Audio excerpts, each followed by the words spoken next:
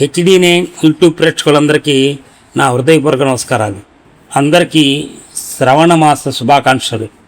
ఈ పవిత్ర శ్రవణ మాసంలో శ్రీ గంగా పార్వతి సమేత రామలింగేశ్వర స్వామి, శ్రీ రుక్మిణి సత్యభామ సమేత వేణుగోపాల స్వామి వారి దేవస్థానాలు, ఉభయరామేశ్వర క్షేత్రం చిలుమూరు, సీతారామ ప్రతిష్ఠిత సైకతలింగం, బ్రహ్మసూత్రం కలిగినటువంటి ఈ సైకతలింగం, ఈ మహాపుణ్యక్షేత్రాన్ని ఈ శ్రావణ మాసంలో దర్శనం చేసుకుని స్వామివార్ల అనుగ్రహం పొందవలసిందిగా ప్రార్థిస్తూ ఇవాళ ఒక మంచి అంశాన్ని ముందుకు తీసుకొస్తున్నాను. చాలామంది 40 ఏళ్ళు, 30 ఏళ్ళు, 20 ఏళ్ళ నాటి యొక్క బహుమానాలు, అవమానాలు గుర్తు చేసుకుంటూ అవమానించిన వాళ్ళు ఎదురుపడితే వాళ్ళని 10 మాటలంటూ, బహుమానాలు చేసిన వాళ్ళని ఆహాహా నువ్వు చాలా గొప్పవాడివంటూ ముందుకు వెళ్తూ ఉంటారు.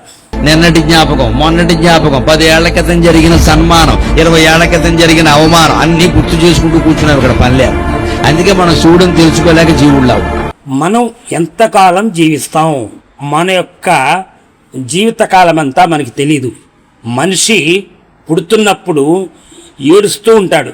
అప్పుడు ఆ చుట్టుపక్కల వాళ్ళందరూ ఆహా ఏడుస్తూ పుట్టాడు, చక్కగా మగపిల్లవాడు, ఆడపిల్ల పుట్టింది అంటారు. కానీ అప్పుడు అందరూ కూడా నవ్వుతారు. కానీ మనమేమో లాస్ట్లో మనకి టైం అయిపోతుంది, వెళ్ళిపోతాం. వెళ్ళిపోయినప్పుడు మనకి ఏం జరిగిందో తెలియదు కదా. మనం అందరూ ఎవరన్నా చనిపోతే ఏం చేస్తాం, అందరూ ఏడుస్తూ ఉంటారు. అంటే పుట్టినప్పుడు నవ్వుతూ ఉంటారు, చనిపోయినప్పుడు ఏడుస్తూ ఉంటారు. ఈ మధ్యలో అంటే ఇది నిజం, చావు పుట్టుకలనేది కరెక్ట్గా నిజం. కాబట్టి ఇటువంటి విషయాన్ని గుర్తు చేస్తూ మన జీవితాన్ని ముందుకు తీసుకెళ్ళాలి అని గరికపాటి నరసింహారావు గారు చెప్పినటువంటి ఒక మంచి విషయం ఒక్కసారి వినండి. తల్లి అయినా, తండ్రి అయినా, భార్య అయినా, భర్త అయినా, పిల్లలైనా, బంధాలైనా, ధన కనక వస్తు వాహనాలు ఏవైనా విడిచిపెట్టి మనిషి ప్రపంచం నుంచి వెళ్ళిపోక తప్పదు. 70 ఏళ్లకైనా 100 ఏళ్లకైనా తప్పదు. కాబట్టి వాటి మీద ప్రేమ పెంచుకోవడమే మానయ్యవయ్యా. అవన్నీ ఉంటాయి, ఉండడం గురించి కాదు. విన్నారు కదా, మనము రామలింగేశ్వర స్వామి సైకతలింగం అని చెప్పాం. అభిషేకం చేసే ముందు అవన్నీ నిర్మాల్యం అంతా తీసేసి మళ్ళీ అభిషేకం చేస్తాం. ఈలోపు ఎవరు వస్తారేమండి, మాకు శివలింగం అంతా సీతారామ సైకతలింగం ఉన్నారు, ఒకసారి చూపించాలి అంటే ఆ నిర్మాల్యం అంతా తీసేసిన తర్వాత మళ్ళీ అభిషేకం చేసి స్వామివారి ఇదిగో సైకతలింగం, బ్రహ్మసూత్రం ఉంది, సీతామ్మవారి పిడికడు ఉందని చూపిస్తాం.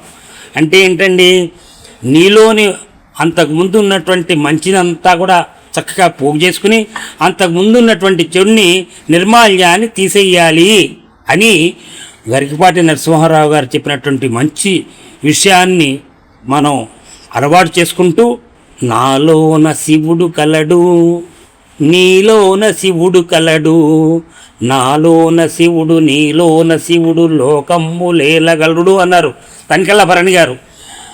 ఎన్నో మంచి మంచి పాటలు రాసినటువంటి మహానుభావుడు. ఆట కదరా శివ, ఆట కదరా శివ అని శివుడి మీద ఒక మంచి పాటలు రాసినటువంటి విషయం అందరికీ తెలుసు. ఒకసారి వినండి. ఆట కదరా శివ,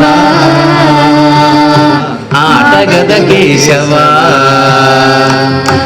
ఆటగదరా శివ, ఆటగద కేశవ, ఆటగదరా నీకు అమ్మ తోడు.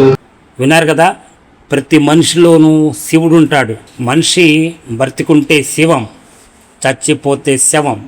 శవంలా మనం బతకూడదు, శివంలాగా బతకాలి అంటే మనం ఈశ్వరానుగ్రహంతో ముందుకు వెళ్ళాలి తప్ప ఇష్టం వచ్చినట్టు ఎవరిని పడితే వాళ్ళు మాట్లాడటం. మనం బాగున్నాం కదా, మనం వాళ్ళ మీద ఒక 10 మాటలు మాట్లాడితే ఏం పోతుంది? ఇదంతా మందే కదా. ఈ జీవితంలో మనము ఎన్ని కోట్లు సంపాదించినా, ఎన్ని లక్షలు సంపాదించినా, కొన్ని అప్పులున్నా, మధ్యతరగతిలో ఉన్నా, వెళ్ళిపోయేటప్పుడు తీసుకెళ్ళేది ఏమీ లేదు. ఇంతా కూడా ఇక్కడే ఉండాలి, ఇక్కడే పెట్టుకుని పోతూ ఉండాలి. అలాగే అతిథి దేవో భవ అన్నారు. అతిథిని ఎలా గౌరవించాలి? మన ఇంటికి వచ్చిన వాడికి కాస్త మంచినీళ్ళు, మజ్జిగో, వాళ్ళు ఆకలి కాబట్టి భోజనము పెట్టమంది శాస్త్రం. కానీ కొంతమంది ఏమంటారు, అమ్మాయి వీళ్ళు ఎందుకు వచ్చారా బాబు మన ఇంటికి, మనం ఎలా వీళ్ళకి మంచినీళ్ళు ఎందుకు ఇవ్వాలి అంటే నీలో ముందు శివకరుణ్ణి చూసుకోవాలి, శివకరుణ్ణి చూడాలి. చూస్తే అప్పుడు పక్కన వాళ్ళలో కూడా దేవుడు కనపడతాడు. వాళ్ళలో గురువుగారు తనికెళ్ళ భరణి గారు చెప్పినట్టు నాలోన శివుడు గళ్ళు, నీలోని శివుడు గళ్ళు. అందుకని ముందు మనలోని శివాన్ని గనక చక్కగా ఆత్మ పరిశీలన చేసుకుని ఎదుటి వాళ్ళలో కూడా ఈశ్వరుణ్ణి చూస్తే మనకి ఆ భేదం ఉండదు. అందుకు గణపతి సచ్చిదానంద స్వామి వారు చెప్పిన విషయాన్ని ఒక్కసారి వినండి. దేవుడి రూపంలో వస్తుంటాడు అతిథి. ఇప్పుడు వచ్చిన వాళ్ళు వదిలేసేయండి, అది వేరే. మరి అతిథి అంటారు, ఏమంటారో తిథి అంటారో తెలియదు ఇప్పుడు వాళ్ళని, మనకు తెలియదు. తర్వాత మాట్లాడుకుందాం వాళ్ళ సంగతి. అందుకని అతిథి అంటే అటువంటి వ్రతం కలిగినటువంటి మహాపురుషులు మన ఇంటికి వచ్చినప్పుడు ఆయన దేవతలు అంతే. ఇంకా విన్నారు కదా, మంచి మంచి విషయాలు మీ ముందుకు తీసుకొస్తూ ఉంటాను. ఛానల్ సబ్స్క్రైబ్ చేయండి, షేర్ చేయండి.